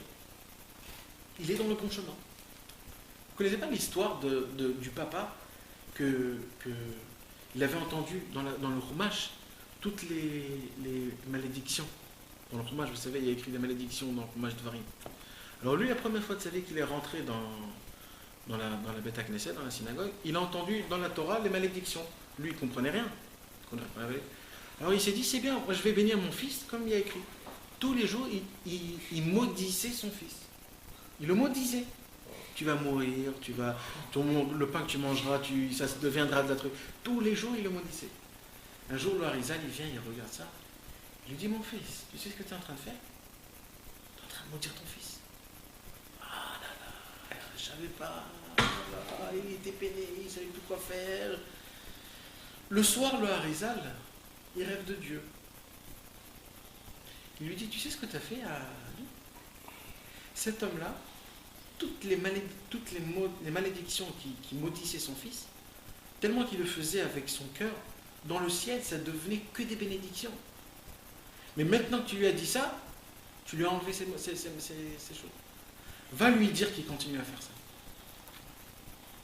Parce que la Kadosh Baruch Hu, encore une fois, on répète, on s'en fout de l'extérieur. On s'en fout de comment tu le dis et comment on l'entend. Ce qui m'intéresse, c'est dedans. Tu peux te tromper, et pas juste te tromper, faire du mal. Et parce que dedans, tu penses que tu fais bien, en haut dans le ciel, c'est bien. C'est ça l'histoire. Tout c'est dedans, pas l'extérieur. Jamais l'extérieur, mes amis, jamais. Jamais l'extérieur. On s'en fout de comment c'est, comment on est habillé, qu'est-ce qu'on a, comment on fait les choses, on s'en fout. L'essentiel, c'est qu'est-ce que tu as fait de bien en toi, dedans, la sincérité. Attends, moi j'ai un problème avec ce concept. Vas-y. Alors, imagine un mec, par exemple, je te donne un exemple, en Israël, tout le monde sait que c'est pas bien d'aller à la plage. Ouais. Lui, il se dit que moi je suis gibor, je vais aller là-bas, je vais aller à la plage, et je vais résister comme ça pour faire plaisir à Hachem, je vais aller dans le cœur du Yetzer Hara, et je vais être gibor, je vais rien faire, je vais aller. Donc c'est pas bien de faire ça. On n'a pas le droit de faire ça. Bon, on dit chaque matin, Alta Vieni, l'idée, Nisayon. Ouais, mais c'est cette idée en fait. Ouais. Encore une fois, il y a la halakha ici, justement. Là, on peut reprendre là-dessus sur ce qu'il y a. Exact. Justement, quelque chose qui te donne un guide. Sinon, après, tu vas dans tous les excès. C'est là justement qui te permet de limiter les excès. Mais je vais te dire quelque chose quand même. Si cet homme-là, il est simple, et qu'il ne sait pas que c'est assaut, lui, il croit faire bien, sans qu'il sache. Hein. Si cet homme, il croit faire bien, il est super. C'est ce qu'il faisait avec Ben Nachman quand il était jeune. Exact. Ben Nachman, quand il était jeune, il priait à Hachem d'avoir des tentations. Et il en a eu des tentations. Le Balatania. Parce qu'il voulait se confondre aux enfants. Ouais, il voulait faire montrer qu'il ne va jamais tomber. Il va se dire jamais je vais tomber. Et le Balatania, il a dit sur Rabbeinu que Rabbi Nachman, ça a été le seul qu'il a connu qui a été Gibor. C'était un héros pour ça. Parce qu'il s'amenait des tentations et il les brisait. Mais tout de suite après, Rabbeinu, il a tout de suite compris que c'était juste quand il était enfant, quand il avait 13-14 ans. Après, il a tout de suite compris que c'est pas ça l'histoire. Il a été tenté, hein. Et ces tentations, c'était des tentations qui étaient très très graves. Des tentations que... Parce que même on a été voir son père pour lui dire exact. Qu'est-ce que c'est ton fils. Exact. Et il y a eu plein d'histoires. Et Rabbeinu, il est sorti toujours vainqueur dans tout ça. Prends juste l'exemple de Yosef Hatzadik. Ouais. D'accord. Il n'a jamais eu l'ambition, on est d'accord, il n'a jamais eu l'ambition de devenir vice-roi. c'était pas une ambition qu'il avait sur lui. Pourquoi tout à l'heure je t'ai parlé d'ailleurs? Parce que moi tout de suite quand tu m'as parlé d'ambition, tout de suite dans ma tête je pensais à lui. Et la réalité c'est qu'il a vraiment vécu, moi je crois vraiment qu'il avait peut-être une voix ou une vision, et c'est ça qui l'a attaché. Il s'est attaché à quelque chose, peut-être c'était ça l'objectif, pour devenir ça. Mais c'était ça qui l'a tenu. Mais sans pour autant, c'est-à-dire que même s'il avait réalisé encore une fois une petite partie, ou même s'il n'avait jamais réalisé, c'est pas grave, il s'était attaché à ça. Et c'est ça la partie du rêve. Ça s'appelle aussi un tahlit. Mais c'était pas une ambition. Ouais. C'était pas une ambition. C'était pas une ambition. Je vais te dire quelque chose. C'est pour ça que je t'avais dit l'histoire sur l'élève de Rabbi Nathan. Des fois que tu n'arrives pas à trouver ton tahlit, tu te dis j'ai un tahlit qui est temporaire. C'est quoi le tahlit temporaire?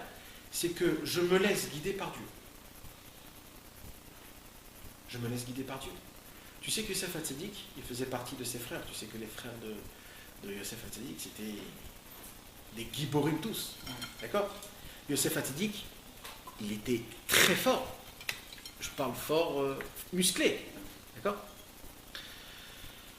Yosef Hatzadik, quand on l'a mis dans le puits, il pouvait se battre.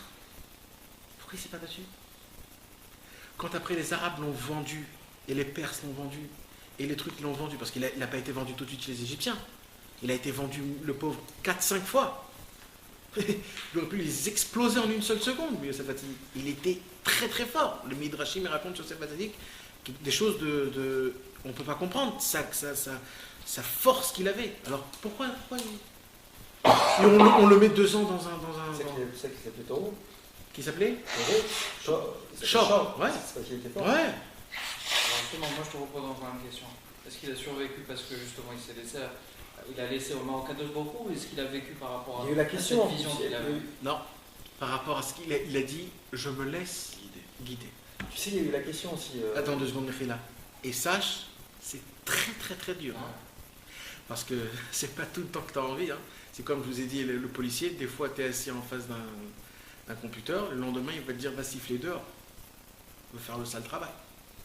Des fois, à Kadosh Baruch Hu, c'est hyper grave. Ça veut dire des fois, c'est comme ça. Et Yosef Hatzadik, il a eu cette force. Son tahlit, c'était quoi? Je me laisse guider par Dieu. Je te pose une autre question. Il s'est laissé 17 ans se tenter avec cette femme. Mais un homme normal, il la basse tout de suite. Tout de suite. Il lui dit, dégage, tu pues, dégage. Pourquoi il s'est laissé tenter 17 ans? C'est une question qu'on pose quand même. Mais bien sûr, tu sais ce que ça veut dire d'avoir une tentation de 17 ans? Ça veut dire que quand la meuf elle vient, tu fais pas comme ça. Ou tu lui parles pas. Tu restes à côté d'elle, tu l'entends, tu l'écoutes. Jusqu'à l'acte. C'est ce qui s'est passé avec Yosef. Donc pourquoi il s'est laissé un petit peu toucher? Yosef a dit qu'il pouvait la blaser complètement, tout de suite. En lui crachant, en lui disant tu pues, t'es horrible, dégage.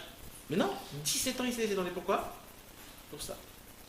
Je me laisse guider par Dieu. Dieu me l'a emmené jusqu'ici, je ne sais pas ce qui peut se passer. Je laisse, j'attends. Mais c'est dangereux de faire ça. C'est très dangereux. C'est pour cela Yosef Hatzadik, c'est le seul qu'on appelle Yosef Hatzadik. Pourquoi Hatzadik? Parce qu'on appelle un tzaddik qu'un homme qui a brisé totalement son brit, son alliance. Mais c'est un peu en contradiction avec ce que tu dis alors. Pourquoi? Je me laisse guider par Dieu, et où mon but? C'est ça. Mon but à moi, je me laisse guider par Dieu. Ouais, mais c'est. Mais encore une fois, Oui, c'est la pas nous frontière. ça. Encore une fois. Où est la frontière entre se laisser guider et aller vers son SRA? Ah, c'est le distract que je trouve. Le Shulchan Aruch. Le Shulchan Aruch.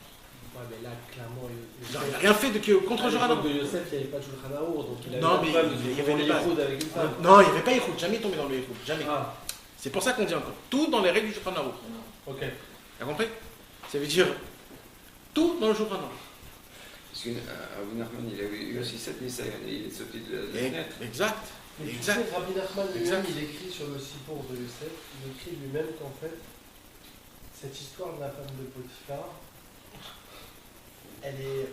Le Yetzer de la Tahava, etc., il n'est pas du tout à comprendre au sens propre du terme, parce qu'en fait, Yosef, et même lui-même, Rabbi Nachman, il dit lui-même que c'est très fâcheux de maîtriser. Exact. Donc il parle d'un niveau supplémentaire, je crois que c'est au niveau Entre de la marchala, parenthèses, c'est... exact. Entre parenthèses, Rabbi Nachman nous explique totalement, ouvertement, comme quoi la ta'ava des désirs des femmes, en vérité, ça n'existe pas.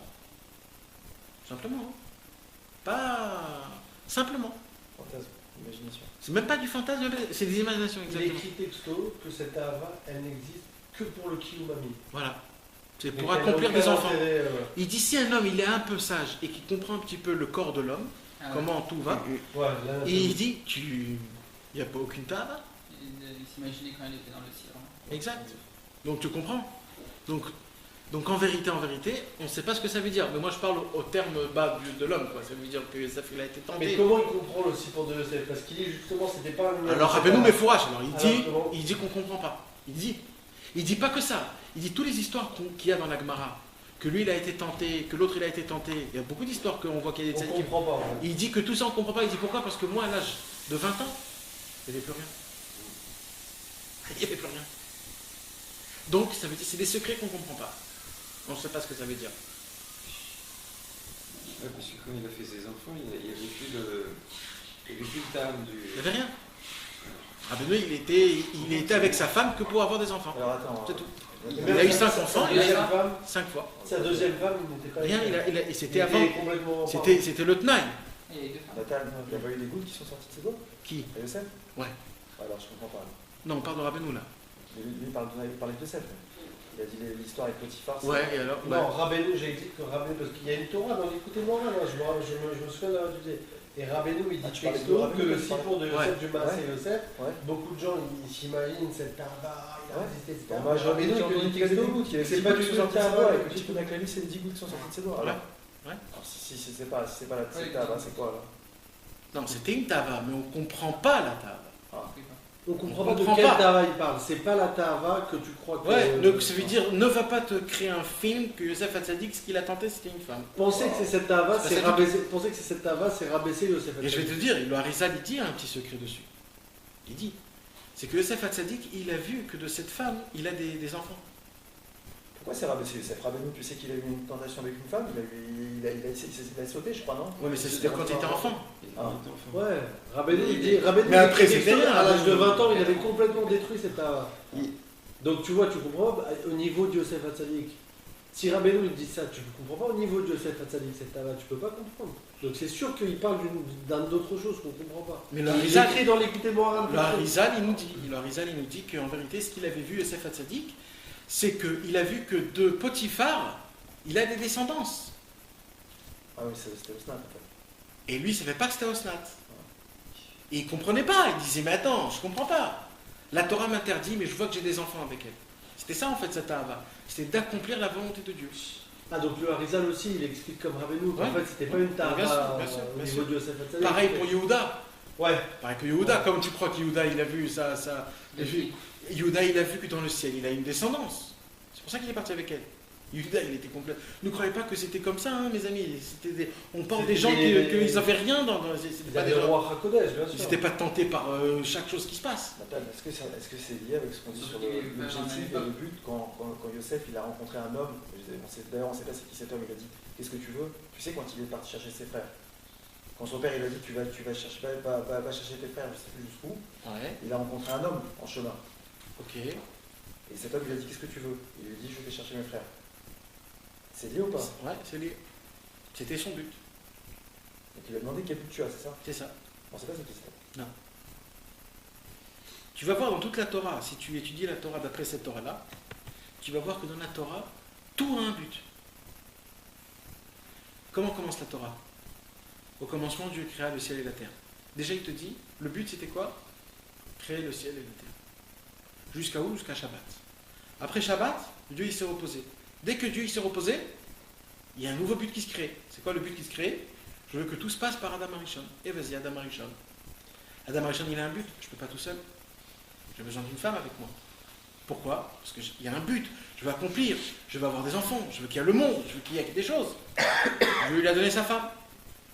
Et là, il y a eu le serpent qui est rentré dans ton but. Et là, tout a commencé à dévier.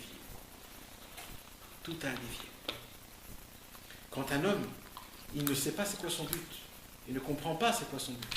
Parce que rien que de savoir c'est quoi mon but, c'est déjà très fort. C'est ça les cheveux là, de savoir. Ishuvadat, c'est d'abord de comprendre c'est quoi mon but, On n'est pas obligé de comprendre, même si tu arrives, c'est bien. Que je fais ça en fait parce que je veux kiffer, pas parce que j'ai soif. Je me marie parce que j'ai des envies personnelles d'avoir une femme, pas parce que je veux avoir des enfants. Je veux avoir des enfants, mais mon but, c'est mon kiff personnel. Rien que déjà de le savoir, c'est déjà très fort. Mais déjà, le but d'avoir un chemin baït, etc., c'est même pour la femme, et de se donner que pour la femme sans les enfants et tout ça, c'est déjà un but. C'est pas un vrai but, c'est pour que toi tu puisses vivre sympathique. Non, pas forcément. De créer le chemin bailli, de respecter sa femme, de faire en sorte qu'elle soit vraiment heureuse. Si c'est sincère, il n'y a aucun problème. Mais moi, ce que je vous pose la question, c'est est-ce que c'est vraiment sincère? Pour le savoir, il faut du Yishuvadat. Et je pense que ça fait que sincère. Non. Bah oui. Qui ne veut pas vivre une belle vie? De rentrer chez la maison, sa femme, ça va bien, les enfants, ça va bien. Et tu te mets, tout ce que tu fais, tu lui achètes des habits, tu lui achètes des cadeaux, tu fais tout pour qu'en fait, tu te sens bien, pour que tu aies un bon environnement. C'est bien, je ne dis pas que c'est pas bien, mais c'est ça ton but. Je ne dis pas que c'est que pour le shlom bayit. Et la preuve, c'est que quand ta femme, elle te fait des misères et elle te dit des mauvaisetés, là, je veux voir si c'est ça ton but vraiment. Tu vas lui dire, excuse-moi, ma femme, vraiment, excuse-moi, et vas-y. Là, l'homme, il se dit, purée, elle m'a touché ma fierté, oh, qu'est-ce qui se passe? Et vas-y, tu commences à parler, tu commences à te conduire comme on se conduit. C'est là, il faut tester si notre but est sincère. Mais moi, je vous dis qu'on n'est pas obligé de savoir si c'est... Parce que après, c'est trop long. C'est au moins de se créer un bon but. Un vrai but. Un but qui est très simple, hein, n'allez pas très loin. Même si c'est un but qui n'est pas important. Mais au moins, je sais que c'est pour ça. Au moins, j'ai un but. Vous avez compris? Si quelqu'un il se met dans sa tête que quand il va travailler, c'est pour gagner de l'argent, c'est pas un bon but. Mais au moins, il a un but. Au moins, il a un but. Ça veut dire il sait qu'un jour, il faudra que je change. Il faut que je change. C'est quoi le but d'aller travailler? Le but d'aller travailler, c'est de vivre avec joie. Et le but d'être joyeux, c'est d'être attaché toujours avec Dieu. Parce que quand un homme il est joyeux, il est toujours avec Dieu. Et le but d'être avec Dieu, ça monte encore et encore et encore. Alors, Rabbi Nachman il te dit, si tu comprends le but total... Alors, juste le but de travailler, c'est quoi? C'est d'être avec joie. De vivre avec de joie. vivre avec joie. Pourquoi? Parce que l'homme, il croit que c'est l'argent qui va lui compléter ces choses. Sinon, gratuitement, tu travailles gratuitement. Et là, je ne cherche pas à éduquer l'homme. Là, je vais d'après la notion de l'homme. Donc, s'il y en a qui travaillent, sont bénévoles, sont très joyeux. Mais alors, Il n'y a pas de lien entre le Non, travail et c'est l'argent. Ouais. Il n'y a pas de lien entre le travail et la parnassa, c'est ça qui est en train de te dire. Mais les gens qui sont en phase avec eux-mêmes, par exemple, qui savent exactement pourquoi ils font quelque chose, ou ils sont persuadés de savoir pourquoi ils le font. Ils n'ont pas forcément un cadeau pourquoi. Ça veut dire que des fois, il n'y a pas de chaîne divine. Parce que eux, leur but s'arrête à un seul but. Mais pourtant, ils sont à l'aise avec eux-mêmes. Ouais, mais c'est pas sincère. C'est pas ça. Et tu pourras faire toi-même le test. Moi, j'en ai fait des tests. Hein. J'en ai fait des tests. Même sur moi-même. Malheureusement, on est tous touchés par ce truc-là. Tous. Nos buts ne sont pas sincères, malheureusement. Donc tu es en train de dire que si tu trouves un but sincère, un vrai but, même s'il n'est pas dans la Torah, tu vas te rapprocher d'Akadosh Baruch Hu. Tu vas avoir Yeshua Da'at, automatiquement tu vas pouvoir te rapprocher d'Akadosh Baruch Hu. Même si mon but il n'est pas dans la Torah. Sans que tu le saches qu'il n'est pas un Torah. Tu le fais simplement parce que c'est comme ça. C'est comme avant, les grands-parents, ils travaillaient. Ils ne faisaient pas du travail l'essentiel. Moi, ce que je vous dis, c'est pas ça exactement. Moi, ce que je vous dis, c'est que ne vous appuyez pas trop sur vous-même quand vous disiez j'ai des buts. C'est ça ce que je dis. Moi, je vous dis que ce qu'il faut et que c'est le plus important, c'est d'essayer d'être serein. C'est tout. Parce que la sérénité va t'ouvrir toutes les portes. Toutes les portes. Tu vas te découvrir toi-même. Tu vas découvrir pourquoi tu manges, pourquoi tu dors, pourquoi tu rigoles à certaines blagues. Pourquoi il y a des fois que tu aimes ta femme et des fois que tu ne supportes pas ta femme. Pourquoi tu aimes tes enfants et des fois tu ne les supportes pas. Parce que tu appelles sérénité, c'est pas se mentir à soi-même, alors c'est ça? C'est être aimé, ne pas se mentir. C'est automatiquement. Un homme qui fait pause. Sérénité, en fait, c'est simplicité. Non, c'est être honnête. Non, c'est C'est de soi-même. Être honnête. essayer de se découvrir. Ouais, mais pour être Pas se simple, mentir. c'est très dur.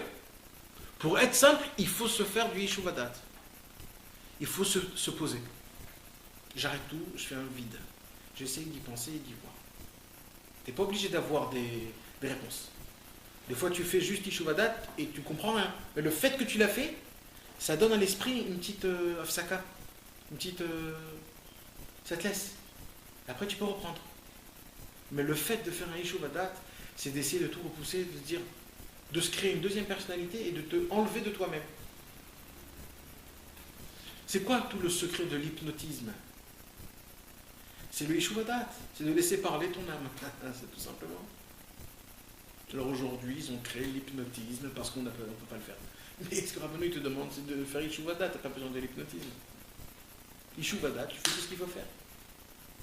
Un Yeshuvadat, c'est de faire un petit bilan sur ta vie.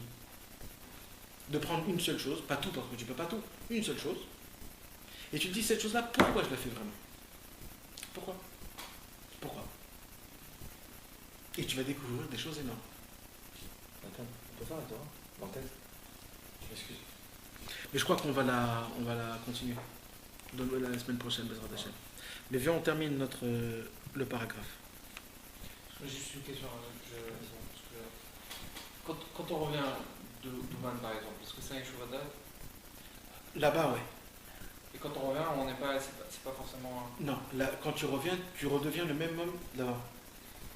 C'est pour ça que toujours quand tu reviens d'Ouman, il y a des descentes qui sont très grandes. Ouais. Pourquoi? Parce que quand tu es là-bas, tu montes très haut. Et tu oublies que tu es en montée, tu crois que c'est ta place. Quand tu reviens à ta place. Et tu te dis, purée, ce qui se passe. Mais pourquoi purée, ce qui se passe? Tu es revenu là où tu étais tout à l'heure. Juste quand tu étais à Ouman, tu as pris goût. Tu t'es dit, c'est ma place, c'est pas ta place. Là-bas, c'était un cadeau qu'on t'a fait. Tu remontes, mais là, tu reviens à ta place. Et donc, on croit qu'on descend. Et quand on se rappelle, moi par exemple, quand je reviens là-bas, je me dis, ah voilà, tu vois, j'étais comme ça, j'étais moi-même là-bas. Tu comprends? Ça, c'est un niveau. Alors, Ça, c'est un niveau. C'est un niveau. Un homme qui puisse vivre toujours comme c'est là-bas, c'est ce qu'on nous demande. Qu'est-ce qu'on nous demande toujours? De toujours se rappeler que c'est écrit dans le Pirkei Avot. D'où on vient, qu'est-ce qui va devenir de nous, et où on va aller. C'est quoi? C'est toujours d'avoir une pensée très loin. Rabbeinu dit toujours regarder le Tachlit. Le Tachlit, c'est quoi? Le fin fond du but de tout, c'est quoi? Le but de tout, c'est quand on va être connecté à Kadosh Baruch Hu, sans rien faire. On va être connecté de sa lumière. C'est ça le but de tout. On va être connecté, comme on prend deux aimants très forts qui sont collés, comme ça on va être. C'est ça le but de tout. Alors il dit Rabbi Nachman, des fois il faut fermer les yeux très fort pour se rappeler de ça. Il dit Rabbi Nachman, comment on fait pour voir très loin? On baisse les yeux, on ferme les yeux pour voir plus loin. Quand quelqu'un n'a pas de lunettes et qu'il ne voit pas, il ferme les yeux pour voir.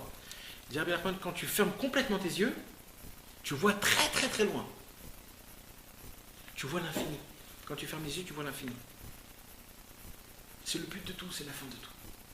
C'est pour ça que des fois, de se rappeler, il dit Rabbi Nachman, de se rappeler des bons moments, c'est très important. Il y a une Torah dessus que Rabbi Nathan dit sur Yosef Hatzadik, qu'il avait pris les 7 années d'abondance et les 7 années de... Qu'est-ce qu'il a fait à Yosef Hatzadik? Il a dit à Paro, quand tu auras les 7 années d'abondance, on ne va pas se conduire comme si c'était une abondance, on va donner normalement, et tout le bénéfice, on va le garder. Pour quand? Pour les 7 années qu'il y aura de famine. Il dit Rabbi Nachman, des fois il y a des périodes qui s'appellent des périodes d'abondance, des fois des périodes qui s'appellent des périodes de famine dans la vie. Il dit Rabbi Nachman, quand tu es dans une période d'abondance, laisse-en un peu pour les périodes de famine. Comme ça tu te rappelleras que... Ça veut dire des fois il y a des périodes où Baruch Hashem, un homme il se conduit bien comme il faut, il a donné de la tzedaka, il a fait Chatzot, il a étudié, il a fait des belles choses, plein de choses. Il dit Rabbi Nachman, sache que tout est temporaire. D'accord? Ce goût-là que tu kiffes, kiffe-le pas maintenant. Tu sais quand tu vas le kiffer ça? Garde ce kiff quand tu vas être à plat complètement. Mais c'est la même chose à voir, mais concrètement, si tu fais quoi? Je comprends pas. Eh bien tu te rappelles et tu le kiffes comme si c'est maintenant que tu l'as fait. Ne prends Comment pas je ce laisse de kiff-là. côté, à ce moment-là, comment je laisse de côté? Eh bien prends ce kiff. Hop. Non, c'est très simple. Tu te mets dans ta tête comme si c'est tout de suite que tu l'as fait. Mais Le quand temps tu n'existe fais- pas chez Dieu. Mais quand tu fais, comment tu fais pour pour le mettre de côté. Tu sais quoi? Ne le mets pas de côté, kiffe-le. Mais quand tu seras à plat, rekiffe cette chose-là. Mets-toi dans ta tête comme si tu l'as fait un instant. Chez Dieu, le temps n'existe pas. C'est ça qu'il a fait Yosef Hatzadik. C'est ça que Rabbi Nathan nous apprend sur cette Torah. C'est de kiffer les bons moments quand tu es à plat. Rappelle-toi que tu étais comme ça et que tu as fait comme ça et comme ça. Vas-y, renforce-toi, regarde, c'est toi qui as fait ces mêmes choses. C'est ça le concret, de se rappeler comme si tu es maintenant que tu l'as fait. Alors, venez, on termine le petit passage. Ve'enam meyashvin et atzman. Malheureusement, on ne rapaise pas notre cerveau, notre esprit. Ve'ikar, et l'essentiel, il dit Rabbi Nachman, l'ishtedel leyashev atzmo heitev. Il dit Rabbi Nachman, pas de se rapaiser, non, d'essayer de se rapaiser. Vous avez vu l'ishtedel? L'ishtedel, c'est-à-dire d'essayer. Tu n'es pas obligé d'arriver à... Essaye, juste essaye. Ma tachlit mikol atavot. Où est le but de tous mes plaisirs? Ou mikol ina olamazé, et de tout ce qu'il y a dans ce monde.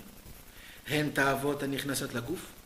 Si on parle des plaisirs qui rentrent dans le corps, c'est quoi les plaisirs qui rentrent dans le corps?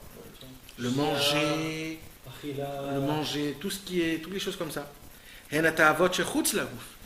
Et tous les ta'avot qui sont en dehors du corps, c'est quoi? Kavod, le kavod, l'argent, la gava, la fierté, les honneurs, la gloire. Ve'az, il dit Rabbi Nachman, un homme qui a fait ça, tout de suite. Bevadaï, yashov